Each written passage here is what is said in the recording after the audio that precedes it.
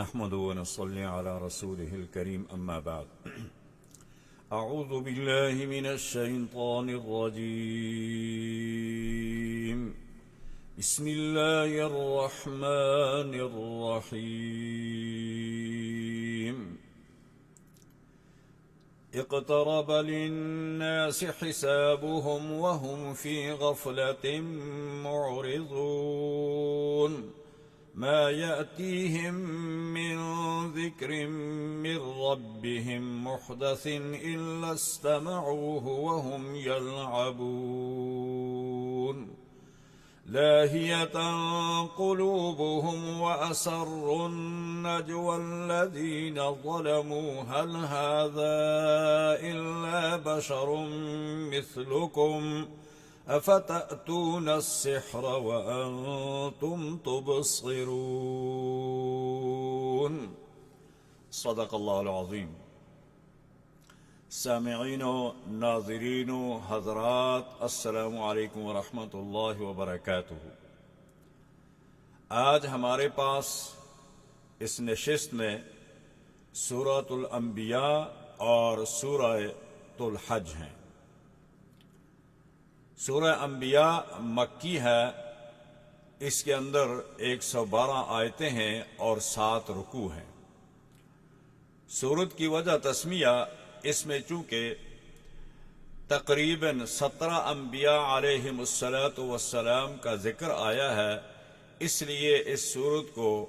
انبیاء کے نام سے پکارا جاتا ہے. اس میں اہم مضامین درج ذیل ہیں. آیت نمبر 1 میں فرمایا کہ اقترب للناس حسابهم وهم فی غفلۃ معرضون. دنیا کی زندگی کا زوال کی تصویر کشی کی گئی ہے اور بتایا گیا ہے کہ قیامت کا وقوع اور حساب و کتاب کا دن جو ہے وہ بہت قریب آ گیا ہے، لیکن اس ہولناک دن سے انسان غفلت میں ابھی تک پڑا ہوا ہے.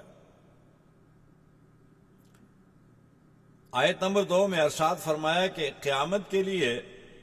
نہ تو کوئی تیاری کی ہے اور نہ کوئی ایسے اعمال کیے ہیں جو وہاں کام آئیں، بلکہ اس کے سامنے جب بھی کوئی نئی آیت آتی ہے، قرآن کریم کا کوئی حکم آتا ہے، تو اس وقت یہ اس کے ساتھ مذاق کرتے ہیں، اس کا تمسخر اڑاتے ہیں اور اس سے اعراض کرتے ہیں. ما یاتیہم من ذکر من ربہم محدث الا استمعوہ وہم یلعبون. جب بھی اس نئے احکام کو، نئے آیت کو، نئے پیغام کو سنتے ہیں تو اس کے ساتھ یہ مذاق اڑاتے ہیں، تمسخر کرتے ہیں. چاہیے تھا اس کو سمجھیں اور اس کی عظمت کا اقرار کریں، اس کے وقار اور اس کی سنجیدگی کو آرام سے اور احترام سے سننا چاہیے اور اس پر عمل کرنا چاہیے. اور اگلی آیت میں فرمایا وَأَسَرُّوا النَّجْوَى الَّذِينَ ظَلَمُوا هَلْ هَذَا إِلَّا بَشَرٌ مِثْلُكُمْ. اس کے بعد ان مشرکین کا حال یہ بتایا کہ یہ کہتے ہیں کہ یہ نبی، یہ پیغمبر، یہ رسول جو دعویٰ کرتا ہے یہ دعویٰ ہی سچا نہیں ہے، اس لیے کہ کوئی بھی انسان جو ہے وہ پیغمبر نہیں بن سکتا ہے. حالانکہ قرآن کریم میں متعدد بار کئی جگہ اس کا اعلان کیا اور اس کا جواب دیا اور فرمایا کہ وَمَا أَرْسَلْنَا قَبْلَكَ مِنَ الْمُرْسَلِينَ إِلَّا إِنَّهُمْ لَيَأْكُلُونَ الطَّعَامَ وَيَمْشُونَ فِي الْأَسْوَاقِ. کہ جتنے بھی انبیاء ہم نے اس سے پہلے بھیجے ہیں دنیا کے اندر، وہ تمام انبیاء، وہ تمام رسول، وہ بشر تھے، وہ انسان تھے، اور وہ انسان کے جتنے بھی تقاضے ہوتے ہیں وہ پورے کرتے تھے. کوئی ایک نبی ایسا نہیں آیا جو بشری تقاضوں سے پاک ہو. ہر ایک نبی بشر ہوتا ہے اور اگر ہم ان کی طرف فرشتوں کو نبی بنا کر بھیجتے تو یہ کہتے کہ نہ تو ہم ان کی زبان سمجھتے ہیں نہ یہ ہماری ضروریات کو سمجھتے ہیں، اس لیے پھر بھی یہ اعتراض کرتے کہ یہ فرشتہ کیوں نبی بنا کر بھیجا ہے، اسی انسان کو نبی بنا کر بھیجتے تاکہ ہم اس کی بات کو سمجھتے اور وہ ہمارے تقاضوں کو، ہماری ضروریات کو سمجھتا۔ لہذا جب ہم نے بشر کو نبی بنا کر بھیجا، اب اعتراض کرتے ہیں کہ یہ تو ہماری ہی طرح ایک انسان ہے، الا بشر مثلکم او الا بشر مثلنا۔ تو قرآن کریم نے جگہ جگہ اس کا جواب دیا ہے کہ فرمایا کہ بشر ہونا نبوت کے خلاف نہیں ہے، بلکہ بشر ہی نبی ہوتا ہے، تم ہی میں سے کوئی ہوگا، تمہاری جنس میں سے کوئی ہوگا، لیکن فرق یہ ہوگا کہ اللہ تبارک و تعالی اسے معصوم رکھتے ہیں، اسے گناہ سرزد نہیں ہونے دیتے، اور اللہ تعالی کی خصوصی طور پر اس کو ایک پیغام آتا ہے، ایک میسج آتا ہے، اور وہ ہم فرشتے کے ذریعے اسے القاء کرتے ہیں، اسے کنوے کرتے ہیں، اور پھر وہ اپنا یہ پیغام اپنی قوم، اپنی امت تک پہنچاتا ہے۔ پیغمبر کا یہ کام ہوتا ہے، یہ نہیں ہوتا کہ وہ انسانوں میں سے نہ ہو، وہ فرشتوں میں سے ہو، بلکہ وہ انسانوں ہی میں سے ہوتا ہے تاکہ انسان کی ضروریات اور اس کے جتنے تقاضے ہیں حیات کے، وہ ان کو سمجھے اور ان کا مداوع کر سکے۔ اگلی آیت نمبر 16 میں اللہ تبارک و تعالی نے فرمایا وَمَا خَلَقْنَا السَّمَاءَ وَالْأَرْضَ وَمَا بَيْنَهُمَا لَاعِبِينَ۔ یہ دلیل عقلی ایک اور دی ہے اللہ تعالی نے، یعنی ہم نے آسمان و زمین اور ان دونوں کے درمیان جتنی بھی چیزیں ہیں، ہم نے ان کو کھیل اور لہو لعب کے لیے پیدا نہیں کیا ہے، بلکہ حکمت اس کے اندر یہ تھی کہ مقاصد دین اور مقاصد پیدائش انسان اس کو سمجھے کہ ہمارا مقصد پیدا کرنے کا کیا تھا، ہم کس لیے پیدا کیے گئے ہیں، ہماری ضروریات کیا ہیں، اور ہم نے اس دنیا میں کیا کرنا ہے۔ قرآن کریم نے اس آیت کی تشریح کے لیے ایک دوسری جگہ ارشاد فرمایا وَمَا خَلَقْتُ الْجِنَّ وَالْإِنسَ إِلَّا لِيَعْبُدُونَ، کہ انسان اور جنات کی تخلیق اس دنیا کے اندر اللہ تبارک و تعالی نے صرف اس لیے کی ہے کہ وہ اللہ کی عبادت کریں، اس کے احکامات کو بجا لائیں، اس کے حکم کی تعمیل کریں، ان کے فرشتوں کے اور ان کے جو رسول اور میسنجر ہیں ان کی وہ اطاعت کریں، تابعداری کریں، اور ان کو فالو کر کے اپنی زندگی کو بہتر سے بہتر اصولوں پر چلا سکیں۔ اور دنیا کی تمام چیزیں جو ہیں وہ اللہ تعالیٰ نے انسان کی خدمت کے لیے پیدا کی، اور انسان کو اللہ تعالیٰ نے اپنی عبادت کے لیے پیدا فرمایا۔ تو یہ بلکہ حکمت کے تحت اور اس مقصد کے لیے پیدا کیا کہ انسان اس میں غور و فکر کرے۔ افلا یتدبرون افلا تتفکرون، بار بار قرآن کریم نے اس طرف اشارہ کیا ہے کہ لوگ اس میں فکر کیوں نہیں کرتے، لوگ اس میں تدبر کیوں نہیں کرتے کہ وہ صحیح طریقے سے سیکھ سکیں اور سمجھ سکیں کہ ہماری پیدائش کا مقصد اور لب لباب اور خلاصہ کیا ہے۔ آگے آیت نمبر 21 میں اللہ تبارک و تعالی نے ارشاد فرمایا ام اتخذوا آلہۃ من الارض ہم ینشرون۔ مشرکین کی جہالت کئی طرح سے ظاہر ہوتی ہے،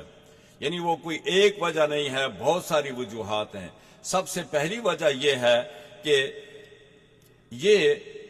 احمق اتنا بھی نہیں سمجھتے کہ جن کو یہ معبود بناتے ہیں وہ تو زمین کی مخلوق ہے اور آسمان سے اور زیادہ کمتر اور ابتر چیز ہے، تو لہذا جن کو یہ معبود بناتے ہیں کیا کبھی انہوں نے یہ سوچا کہ ہمارے معبود جو ہیں وہ کسی کو زندگی دے سکتے ہیں، کسی کو موت دے سکتے ہیں، کسی کو رزق دے سکتے ہیں، اور کسی کی بیماری دور کر سکتے ہیں؟ کیوں نہیں اس بات کو یہ سمجھتے؟ کبھی انہوں نے دیکھا ہے کہ وہ معبودان باطلہ کسی کو زندگی دے سکتے ہوں یا کسی کو موت دے سکتے ہوں؟ یہ کبھی انہوں نے سنا ہے، کبھی دیکھا ہے؟ اگر یہ دیکھا نہیں ہے، تجربہ نہیں ہے، تو پھر یہ اندھے ہو کر کیوں ان پتھروں کی، ان درختوں کی اور ان ہاتھوں سے بنائے ہوئے مٹی کے بتوں کی کیوں پوجا کرتے ہیں؟ اتنا عقل بھی نہیں ہے ان میں۔ ام اتخذوا آلہۃ من الارض ہم ینشرون، کیا معبود کے لیے ضروری ہے کہ وہ موت دے، وہ حیات دے، اور موت و حیات خلائق کے اس کے قبضہ میں ہو؟ یعنی مخلوق کو موت حیات دینا اس کے قبضہ قدرت میں ہونی چاہیے۔ اگر اس کے قبضہ قدرت میں نہ موت ہے، نہ حیات ہے، نہ بیماری دور کرنا ہے، نہ دکھ دور کرنا ہے، نہ تکلیف کو دور کرنا ہے، نہ اس تکلیف کو سن سکتا ہے، تو وہ کیسے معبود بن سکتا ہے؟ آگے حضرت ابراہیم علیہ السلام نے یہ دلائل دیے تھے مشرکین کو کہ ان کی عبادت کیوں کرتے ہو؟ ما لا يسمع ولا يبصر ولا يغني عنك شيئا، نہ تمہاری بات سنتے ہیں، نہ اس کا جواب دیتے ہیں، نہ تمہیں دیکھتے ہیں، اور نہ تمہارے دکھ اور سکھ میں شریک ہیں، اور ان کی عبادت کیوں کرتے ہو؟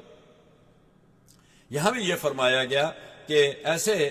معبود کے لیے ضروری ہے کہ موت اور حیات خلائق اس کے قبضہ میں ہو۔ اگر یہ نہیں ہے تو پھر تم احمق و بیوقوف و پدل درجے کے کہ ان کو اپنا الہ اور حاجت مند اور حاجت روا تصور کرتے ہو۔ اگلی آیت میں اللہ تبارک و تعالی نے مشرکین کے باطل نظریات کی تردید کے بعد ایک خالق اور قادر کے وجود پر دلائل دیے ہیں۔ وہ 6 دلائل ہیں ایک ہی آیت کے اندر۔ اللہ تبارک و تعالی نے ان دلائل عقلیہ کو نقل کیا ہے، فرمایا کہ یہ دیکھو خداوند قدوس کی جو صفات ہیں وہ ایسی ہوتی ہیں۔ پہلی بات فرمائی اولم یر الذین کفروا ان السماوات والارض كانتا رتقا ففتقناهما وجعلنا من الماء كل شيء حي، کیا ان کافروں کو معلوم نہیں کہ آسمان اور زمین پہلے بند تھے؟ یعنی نہ آسمان سے بارش ہوتی تھی اور نہ زمین سے کچھ پیداوار ہوتی تھی۔ حضرت عبداللہ ابن عمر رضی اللہ تعالیٰ عنہ فرماتے ہیں کہ ایک شخص آیا میرے پاس اور مجھے اس نے کہا کہ یہ اس آیت کا کیا معنی ہے؟ کانتا رتقا ففتقناہما۔ تو میں نے اس سے کہا کہ وہ عبداللہ ابن عباس بیٹھے ہوئے، جاؤ ذرا ان سے تحقیق کر لو اور پھر آ کر مجھے بھی بتاؤ کہ وہ کیا جواب دیتے ہیں تمہیں۔ وہ شخص کہتا ہے کہ میں عبداللہ ابن عباس رضی اللہ تعالی عنہ کے پاس گیا اور میں نے ان سے جا کر کہا کہ کانتا رتقا ففتقناہما کے کیا معنی ہیں؟ تو انہوں نے کہا کہ خداوند قدوس نے جب زمین و آسمان کو پیدا کیا تو یہ بند تھے، پھر جب اللہ تبارک و تعالی نے انسان کو اس زمین کے اندر پیدا کیا تو اللہ تبارک و تعالی نے ان کو کھولا، اور کھولنے سے مراد یہ تھی کہ آسمان کی طرف سے اللہ تبارک و تعالی نے بارش برسائی، یہ باران رحمت فرمایا، اور زمین کو اللہ تبارک و تعالی نے کھولا، وہ اس بارش کے ذریعے اپنے اندر پیداوار اس نے پیداوار کرنا شروع کر دی۔ تو یہ معنی ہے اس کے کہ زمین و آسمان کو اللہ تعالیٰ نے کھولا، آسمان سے بارش ہوئی اور زمین نے اس کی پیداوار شروع کی تاکہ انسان، حیوان، پرند چرند تمام کی ضروریات جو ہیں وہ اس زمین سے پوری ہو سکے۔ یہ ہے اللہ تبارک و تعالیٰ کی قدرت اور اس کی وحدانیت کہ اس کے حکم سے یہ آسمان سے بارش بھی آتی ہے، اسی کے حکم سے یہ زمین جو ہے یہ پیداوار بھی شروع کرتی ہے۔ اور دیکھا آپ نے زمین کا ایک چھوٹا سا خطہ ہوتا ہے، ایک چھوٹا سا اس کی وہ پیس ہوتا ہے، اس کے اندر اللہ تبارک و تعالیٰ نے کتنے مختلف قسم کے پھول، مختلف کلر کے پھول، مختلف خوشبو کے پھول اس کے اندر پیدا کرتے ہیں، اور اسی قطع کے اندر مختلف درخت ہوتے ہیں، پھلدار ہوتے ہیں، لیکن ہر ایک درخت کے پھل کا ذائقہ اس کی شکل دوسرے سے مختلف ہوتی ہے۔ تو یہ رنگ، ان کے اندر تاثیر اور ان کے مختلف جو ذائقے ہیں، یہ کون پیدا کرتا ہے؟ ایک ہی زمین کا قطع ہے، اس کے اندر مختلف قسم کی سبزیاں اگائی جاتی ہیں اور اگتی ہیں۔ ان مختلف قسم کی سبزیوں کے اندر، ان کے اندر مختلف تاثیر، مختلف کلر، یہ کون پیدا کرتا ہے؟ تو فرمایا کہ یہ ہے کانتا رتقا ففتقناہما۔ آگے فرمایا وجعلنا من الماء كل شيء حي، کہ ہر جاندار کی تخلیق میں پانی کا دخل ضرور ہے۔ کوئی ایسی چیز نہیں ہے کہ جس میں پانی کا دخل نہیں ہے۔ اہل تحقیق کے نزدیک صرف انسان اور حیوانات ہی نہیں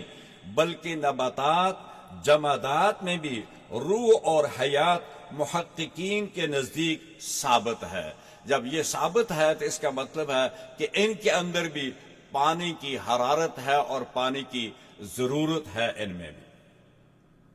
اور ظاہر ہے کہ پانی کو ان سب چیزوں کی تخلیق و ایجاد میں اور ارتقاء میں ایک بڑا دخل ہے۔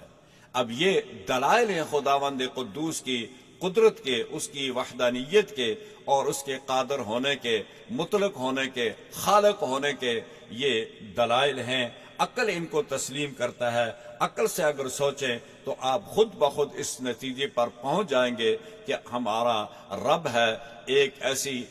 ذات ہے، ایک ایسی کائنات ہے جو اس پورے نظام کو سنبھالے ہوئے ہے۔ تیسری دلیل میں کہ ہم نے زمین میں وَجَعَلْنَا فِي الْأَرْضِ رَوَاسِيَ أَن تَمِيدَ بِهِمْ، اللہ تبارک و تعالیٰ نے ارشاد فرمایا کہ یہ بات بھی دیکھ لو کہ ہم نے اس زمین کے اندر پہاڑوں کو مضبوط کر دیا، اور ان پہاڑوں کو جب ہم نے زمین میں رکھا، زمین میں گاڑا، تو ان پہاڑوں کی وجہ سے زمین ٹھہر گئی۔ اگر یہ پہاڑ نہ ہوتے تو انسانوں کے اتنے دلدل میں یہ زمین جو تھی یہ شیکنگ کرتی، یہ ہلتی، اس میں زلزلے آتے اور یہ ٹھہر نہ پاتی، تو زمین ہلنے لگتی۔ اگر یہ پہاڑ نہ ہوتے تو زمین مسلسل زلزلوں اور اضطراب کا شکار ہو جاتی،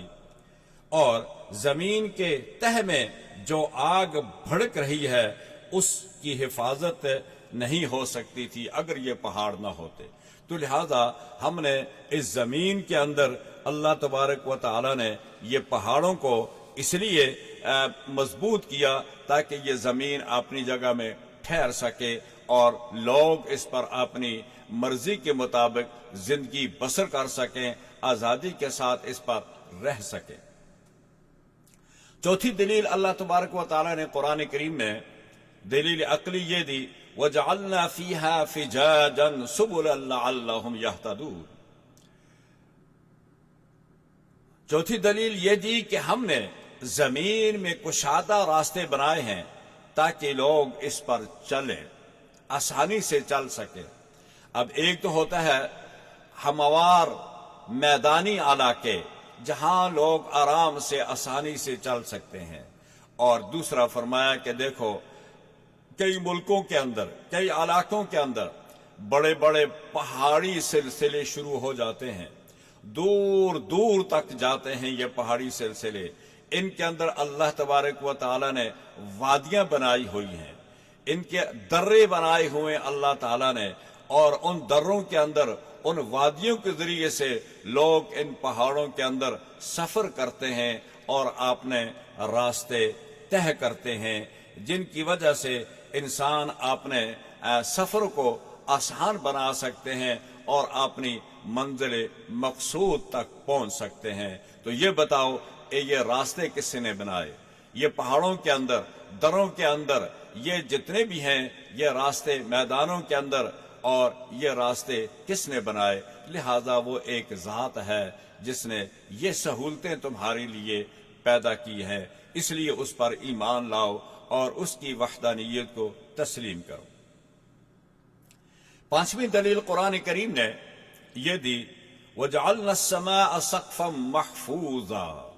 اب زمین کو دیکھو، اس کے اندر راستوں کو دیکھو، اس کے اندر پہاڑوں کو دیکھو، اس کے اندر پانی کو دیکھو، دریاؤں کو دیکھو، سمندروں کو دیکھو، نہروں کو دیکھو۔ یہ سارا سلسلہ کس نے شروع کیا؟ کون ہے اس پر کنٹرول کرنے والا؟ کس کے قبضہ قدرت میں ہے یہ سارا سسٹم؟ لہذا آؤ اور اس کو دیکھو اور اللہ پر ایمان لاؤ۔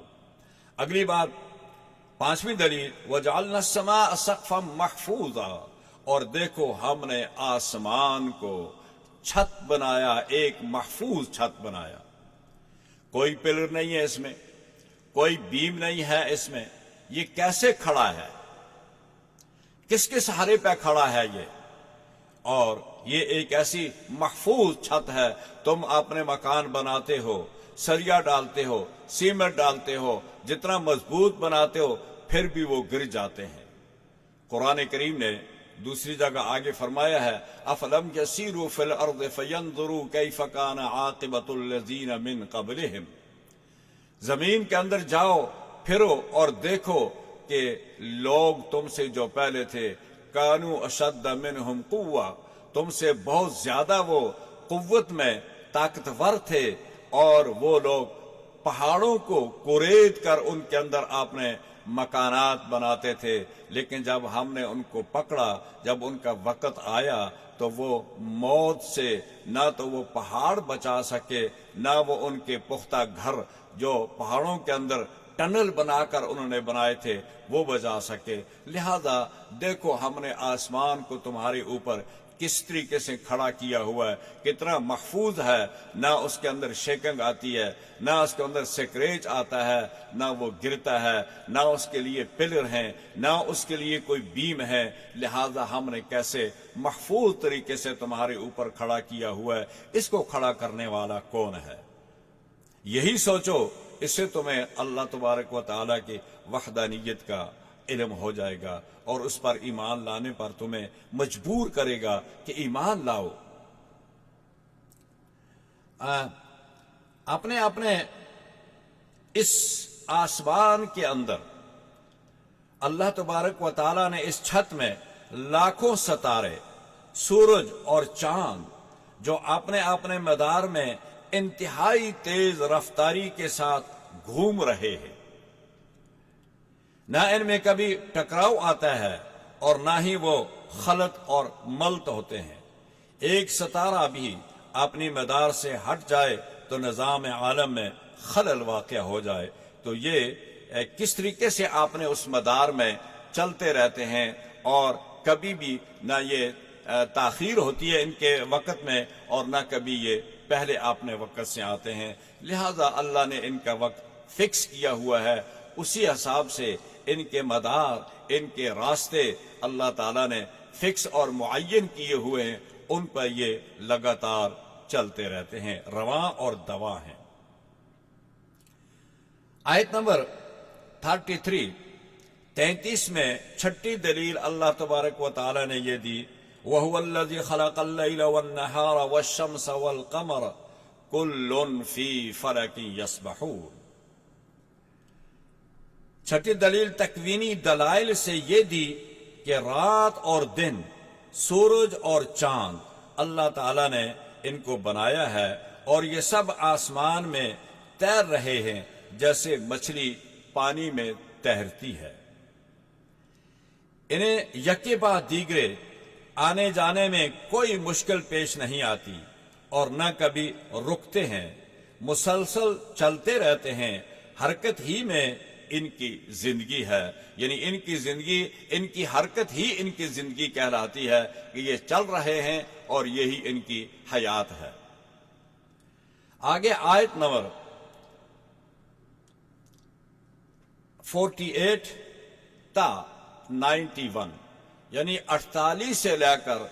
آیت نمبر 91 تک اللہ تبارک و تعالی نے توحید، نبوت، رسالت اور معاد اور حساب و جزا پر دلائل دینے کے بعد 17 انبیاء علیہم السلام کے قصے اور ان کے واقعات ذکر کیے گئے ہیں۔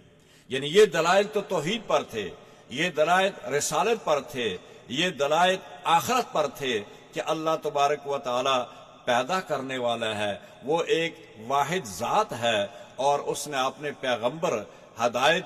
دے کر قوم کی ہدایت کے لیے پیغام دے کر بھیجے، اور پھر انہوں نے یہ بھی بتایا کہ ایک دن آئے گا اللہ تعالیٰ تم سے اس زندگی کا، یہ جو تمہیں خوبصورت زندگی دی ہے، اس کے اندر آسائش دی ہے، مال و دولت دیا ہے، مرتبہ دیا ہے، عزت جاہ و جلال دیا ہے، اس کا ایک دن حساب بھی اللہ تعالیٰ تم سے لے گا۔ اس کے لیے فکر کرو اور اس کے لیے غور کرو، تاکہ تمہارا آخرت جو ہے وہ بھی تمہاری سنور جائے، بہتر ہو جائے۔ آگے 17 انبیاء علیہ السلام کا ذکر فرمایا ہے، اور یہ پہلے بھی سورہ انعام میں یہ 17 انبیاء کا ذکر گزر چکا ہے۔ وَتِلْكَ حُجَّتُنَا آتَيْنَاهَا إِبْرَاهِيمَ عَلَىٰ قَوْمِ نَرْفَعُ دَرَجَاتٍ مَّن نَّشَاءُ إِنَّ رَبَّكَ حَكِيمٌ عَلِيمٌ۔ اس میں اس آیت میں اللہ تبارک و تعالیٰ نے اس رکوع میں تمام انبیاء کا ذکر فرمایا۔ یہاں حضرت موسیٰ علیہ السلام، حضرت ہارون، حضرت ابراہیم، حضرت لوط، حضرت اسحاق، حضرت یعقوب، حضرت نوح، حضرت داؤد، حضرت سلیمان علیہ السلام، حضرت ایوب، حضرت اسماعیل اور حضرت ادریس، حضرت ذوالکفل، حضرت یونس، حضرت زکریا، حضرت یحییٰ اور حضرت عیسیٰ علیہ السلام، یہ 17 انبیاء کا ذکر کیا اللہ تبارک و تعالی نے، اور ان تمام انبیاء کی دعوت ایک ہی دعوت تھی۔ ہر نبی نے یہ کہا کہ تعالوا الی کلمۃ، تعالوا الی کلمۃ، وَإِلَىٰ عَادٍ أَخَاهُمْ هُودًا قَالَ يَا قَوْمِ اعْبُدُوا اللَّهَ مَا لَكُم مِّنْ إِلَٰهٍ غَيْرِهِ وَإِلَىٰ مَدْيَنَ أَخَاهُمْ شُعَيْبًا، اور اسی طرح ہم نے نوح کو ان کی قوم کی طرف بھیجا، ابراہیم کو ان کی قوم کی طرف بھیجا، لوط کو ان کی قوم کی طرف بھیجا، شعیب کو ان کی قوم کی طرف بھیجا، یونس کو ان کی قوم کی طرف بھیجا۔ اسی طرح تمام انبیاء کو ہم نے ان کی قوموں کے لیے بھیجا، اور ہم نے یہ کہا کہ جاؤ اور قوم کو اللہ کی طرف دعوت دو، اللہ کی طرف بلاؤ ان کو، اور نبوت پر ایمان لائیں، اللہ پر ایمان لائیں، اس کے نبی پر ایمان لائیں، اس کی کتابوں پر ایمان لائیں۔ یہ تمام انبیاء یہی ایک ہی میسج لے کے آئے تھے، اور سب اس پیغام میں متفق تھے، کسی کا کسی سے کوئی اس میں اختلاف نہیں تھا۔ ان 17 انبیاء علیہ السلام میں سے 6 کے قصے قدر تفصیل سے یہاں اس صورت میں بیان کیے گئے ہیں۔ باقی انبیاء کے واقعات جو ہیں وہ مختلف صورتوں میں آپ نے پہلے بھی سنے، آئندہ بھی جو صورتیں آئیں گی ان میں بھی ان کا جگہ جگہ اپنے محل اور موقع کے لحاظ سے ان کا ذکر بھی آئے گا۔ حضرت ابراہیم علیہ السلام کے متعلق ارشاد فرمایا وَلَقَدْ آتَيْنَا إِبْرَاهِيمَ رُشْدَهُ مِنْ قَبْلُ وَكُنَّا بِهِ عَالِمِينَ۔ حضرت ابراہیم علیہ السلام کو دعوت توحید اور تردید شرک کی وجہ سے نمرود نے دکھتی ہوئی آگ میں ڈالا، لیکن اللہ تبارک و تعالی نے حضرت ابراہیم کی وہاں بھی حفاظت فرمائی، اور فرمایا کہ یہ آگ پر بھی کنٹرول میرا ہے، پانی پر بھی کنٹرول میرا ہے، ہر چیز پر کنٹرول میرا ہے، چونکہ میں رب ہوں۔ لہذا میں نے آگ کو یہ حکم دیا کہ آپ اپنی وہ جلانے کی جو صفت ہے اس کو آپ ختم کر دیں،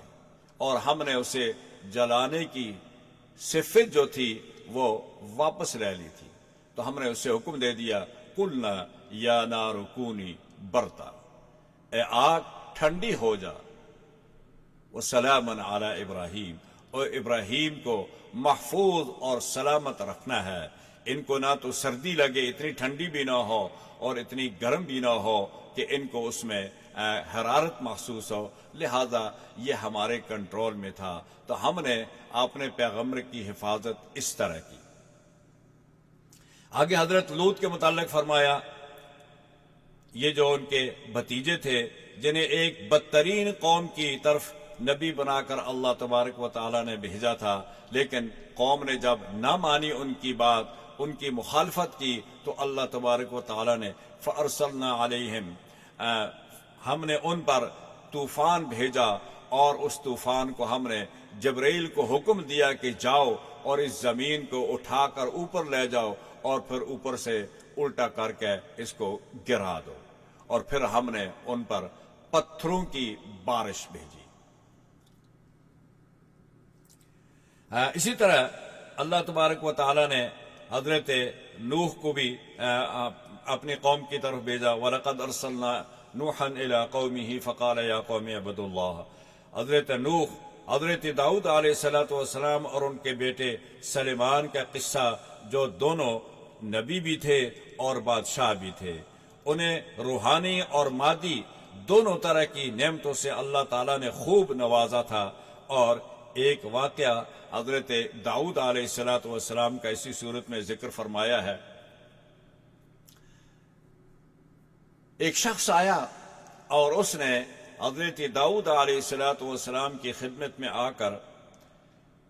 اپنی شکایت کی کہ ایک دوسرا آدمی ہے، اس کی بکریوں نے میرے کھیت میں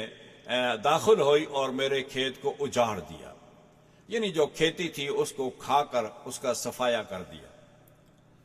حضرت داؤد علیہ السلام نے بکریوں والوں کو بلایا اور اس کھیت والے کو بھی، تو ان سے کہا کہ تمہاری بکریوں نے اس کا کھیت اجاڑ دیا ہے، لہذا معلوم ہوتا ہے کہ تمہاری بکریوں کی قیمت اور اس کھیت کی قیمت مساوی ہوگی، تو آپ نے بکریوں والوں جو تھا اس کو آپ نے کھیت والے کے حوالے بکریاں کر دی کہ تم یہ بکریاں اس کھیت والے کو دے دو، چونکہ اس کا اتنا نقصان ہوا ہے، اور یہ بکریاں اس نقصان کے بدلے میں کھیت والے کے حوالے کر دی۔ وہ شخص فیصلہ سننے کے بعد باہر نکلے ہی تھے کہ آگے سے حضرت سلیمان علیہ السلام آ گئے،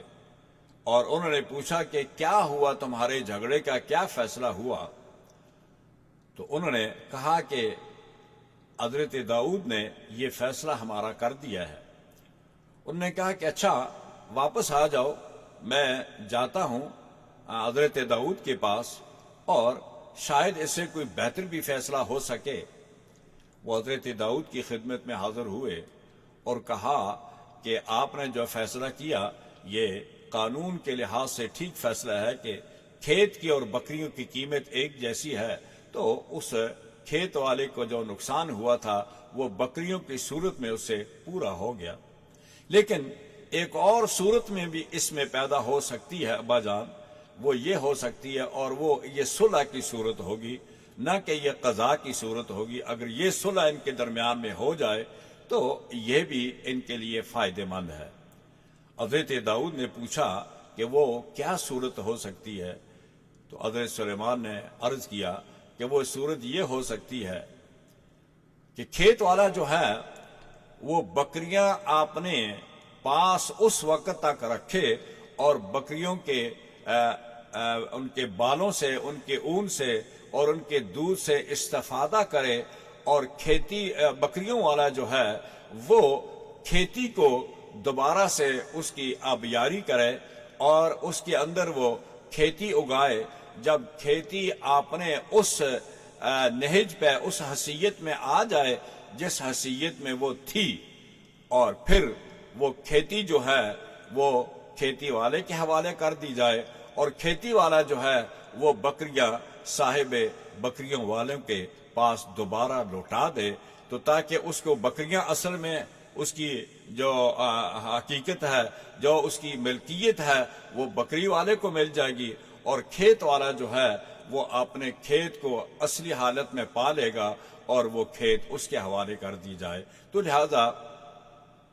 بکریاں والا جو ہے یہ بکریاں اس کے حوالے کرے، وہ اسے استفادہ کرے، اور کھیت اس کے حوالے کر دیا جائے، اور یہ اس میں محنت اور مشقت کر کے کھیت کی آبیاری کر کے دوبارہ اسی حالت میں لے آئے جس حالت میں وہ اجاڑا گیا تھا، تباہ و برباد کیا گیا تھا۔ تو اگر وہ اس پہلی حالت میں آ جائے تو کھیت والے کے سپرد ہو جائے، اور بکریاں کھیت والا جو ہے وہ صاحب بکریوں کے واپس کر دے تاکہ اس کا مال اس کو مل جائے اور اس کا کھیت اصلی حالت میں اس کو مل جائے۔ حضرت داؤد علیہ السلام نے ارشاد فرمایا کہ یہ بھی بہتر فیصلہ ہے اور اسی کو باقی رکھنا ہے، تو لہذا یہ فیصلہ انہوں نے کر دیا۔ یہاں بہت سارے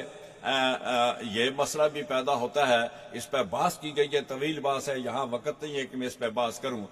تاہم یہ کہا گیا کہ کیا قاضی اپنا فیصلہ واپس لے سکتا ہے یا نہیں لے سکتا، تو فرمایا کہ یہاں یہ فیصلہ تو حقیقت میں قانون کے مطابق تھا حضرت داؤد کا، لیکن دوسری جو حالت تھی وہ صلح کی تھی، تو وہ صلح کی صورت جو دونوں کے لیے بہتر تھی، تو وہ اس میں اگر کر دی جائے تو اس پہلے فیصلے کو بھی برقرار، اسی لیے اسی صورت میں یہ برقرار رہ سکتا ہے کہ بکریاں اس کو اس صورت میں واپس کر دیں جب اس کا کھیت اپنی اصلی صورت میں آ جائے۔ تو فرمایا کہ یہ صلح کی صورت تھی اور وہ قانون کے مطابق ایک صورت تھی۔ اگلی آیت میں اللہ تبارک و تعالیٰ نے حضرت ایوب کا ذکر کیا جو ان کو بیماری لائق ہوئی تھی اور اس پر انہوں نے صبر اور شکر کیا، تو اللہ تبارک و تعالیٰ نے دوسری جگہ میں فرمایا انا وجدناہ صابرا نعم العبد انہ اواب۔ وہاں حضرت ایوب کی تعریف کی گئی ہے کہ وہ صابر بھی تھے، وہ شاکر بھی تھے، وہ اللہ کی طرف رجوع کرنے والے بھی تھے۔ اور اسی طرح اگلی آیت میں حضرت یونس کا قصہ تمام سورہ یونس میں گزر چکا ہے، یہاں بھی اس کا ذکر فرمایا گیا ہے۔ آگے یاجوج ماجوج کا قصہ سورہ کہف میں گزر چکا، اور مشرکین اور ان کے اصنام قیامت کے دن دوزخ کا ایندھن ہوں گے، یعنی مشرکین خود بھی اور وہ جن بتوں کی عبادت کرتے تھے وہ بھی قیامت کے دن جو ہوں گے وہ جہنم کا ایندھن ہوں گے۔ انبیاء متقدمین کے قصص بیان کرنے کے بعد رسول اللہ صلی اللہ علیہ وسلم کے لیے فرمایا کہ دین اور دنیا میں سارے جہانوں کے لیے ہم نے آپ کو رحمت بنا کر بھیجا ہے۔ آپ کا پیغام، آپ نے اپنا پیغام پہنچا دیا، مگر جب تمام دلائل کے باوجود لوگ نہ سمجھے تو آپ نے دعا فرمائی کہ اے اللہ حق کے ساتھ فیصلہ فرما دے۔ تو اللہ تبارک و تعالی نے پھر حق کا فیصلہ جو کیا وہ مشرکین مکہ کے لیے بدر میں اللہ تعالی نے ان کو اس کا بدلہ عطا فرمایا۔ پیغمبر کی دعا قبول ہوئی اور غزوہ بدر میں مشرکین نے اپنا انجام دیکھ لیا۔ اس پر یہ سورت کا اختتام ہوتا ہے۔ اور اگلی سورت سورہ حج ہے۔ سورہ حج کے اندر بھی اللہ تبارک و تعالی نے، اس میں سورہ حج مدنی ہے، اس میں 78 آیات ہیں اور 10 رکوع ہیں۔ اور پہلی آیت میں اللہ تبارک و تعالی نے یا ایھا الناس اتقوا ربکم ان زلزلۃ الساعۃ شیء عظیم، لوگو ڈرو اپنے رب سے، بے شک بھونچال قیامت کا ایک بڑی چیز ہے، یعنی ایک قیامت کا زلزلہ ہوگا اور وہ بہت ہی خوفناک ہوگا، اور وہ ایسا ہوگا کہ اگر اس وقت یہ ایسا حادثہ ہوگا اور یہ قیامت کا حادثہ بڑا حادثہ ہے، تم اس سے دیکھو گے دودھ پلانے والی عورت جو ہوگی وہ اپنا دودھ خشک کر دے گی، اور جو حاملہ عورت ہوگی وہ اس خوف سے اپنا حمل گرا دے گی، اور آپ لوگوں کو دیکھیں گے کہ لوگوں کے اوپر ایک مدہوشی طاری ہوگی، اور لیکن وہ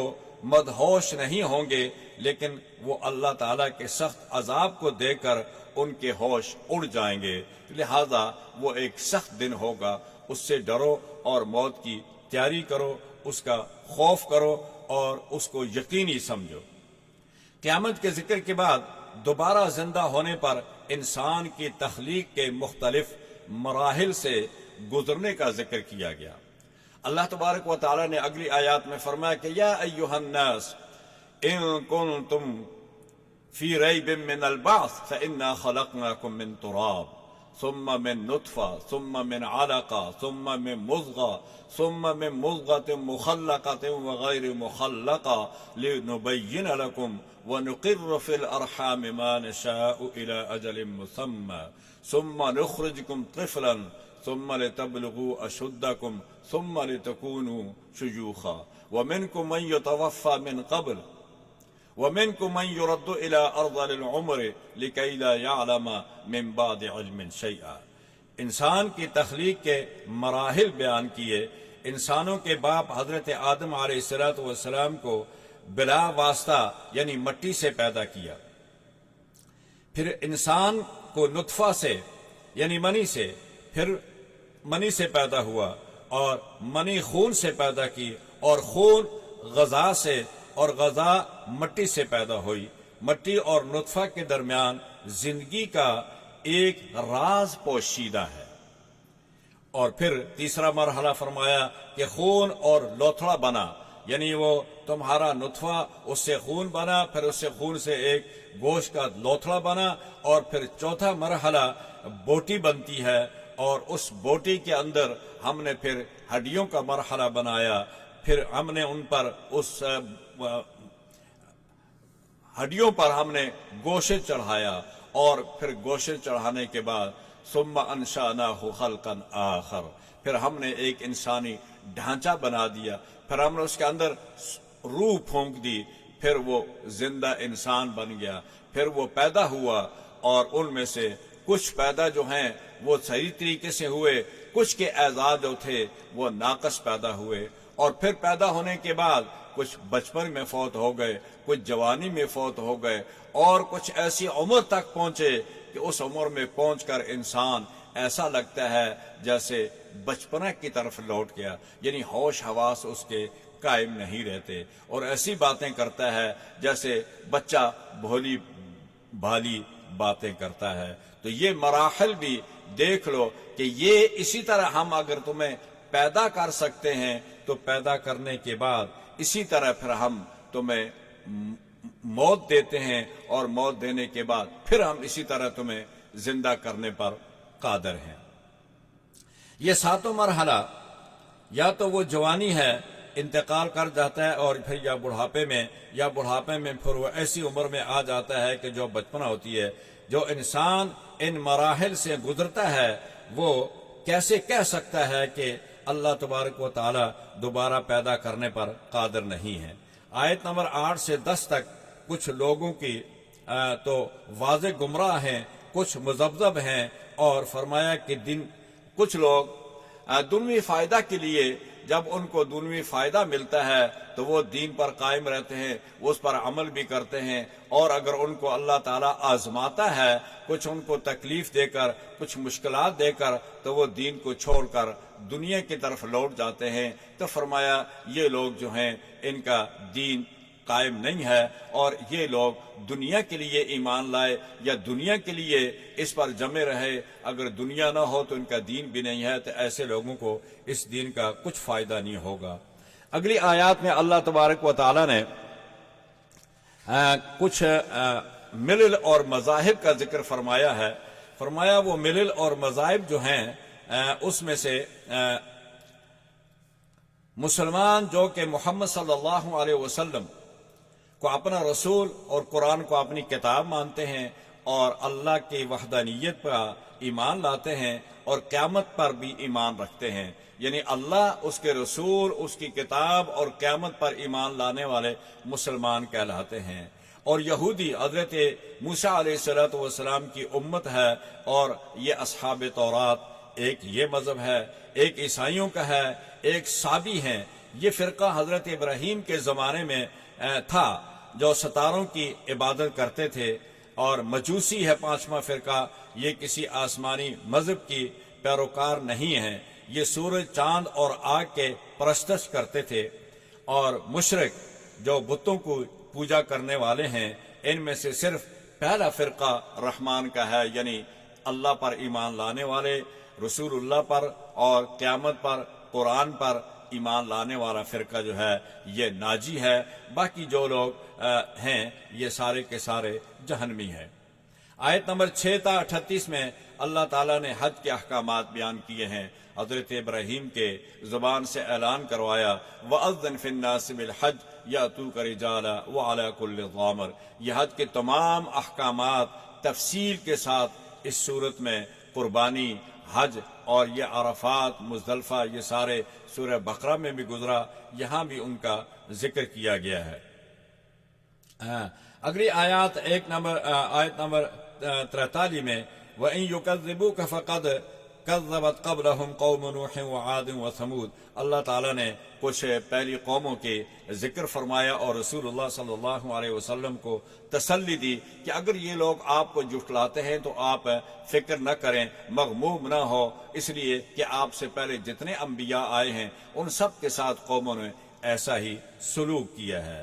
پھر آگے آیت نمبر 55 اور 59 تک اللہ تعالیٰ نے والذین ہاجروا فی سبیل اللہ ثم قتلوا او ماتوا لیرزقنہم اللہ رزقا حسنا وان اللہ لہو خیر الرازقین، کہ جو لوگ اللہ کے راستے میں نکلتے ہیں، جہاد کرتے ہیں، یا ان کو موت آ جاتی ہے اللہ کے راستے میں، تو ایسے لوگوں کو اللہ تبارک و تعالی ایسا رزق عطا فرمائیں گے کہ وہ سب رزقوں سے بہتر ہوگا۔ اسی طرح آیت نمبر 74 میں یا ایھا الناس ضرب مثل فاستمعوا لہ، اللہ تعالیٰ نے ایک مثال بیان کی ہے کہ اے لوگو، ہم تمہارے سامنے ایک مکھی کی مثال بیان کرتے ہیں کہ مکھی اگر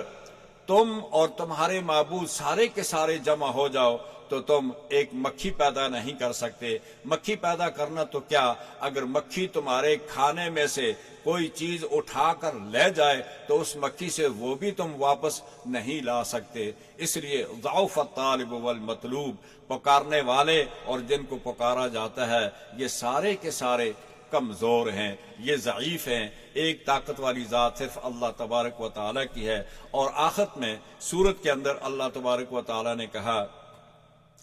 کہ وجاہدوا فی اللہ حق جہادہ هو اجتباکم وما جعل علیکم فی الدین من حرج ملت ابیکم ابراہیم هو سماکم المسلمین من قبل وفی هذا لیکون الرسول شہیدا علیکم وتکونوا شہداء علی الناس فاقیموا الصلاة وآتوا الزکاة واعتصموا باللہ هو مولاکم فنعم المولا ونعم النصیر۔ اس پر سورت کا اختتام ہوتا ہے۔ اللہ تعالیٰ مجھے اور آپ سب کو قرآن پڑھنے کی، اس پر عمل کرنے کی توفیق عطا فرمائے۔ الحمدللہ رب العالمین والعاقبۃ للمتقین والصلاة والسلام علی اشرف الانبیاء والمرسلین۔ اللہم انک عفو تحب العفو فاعف عنا یا ارحم الراحمین۔ اللہم لا مانع لما اعطیت ولا معطی لما منعت ولا ينفع ذا الجد منک الجد، وصلی اللہ علی النبی وعلی آلہ واصحابہ اجمعین برحمتک یا ارحم الراحمین۔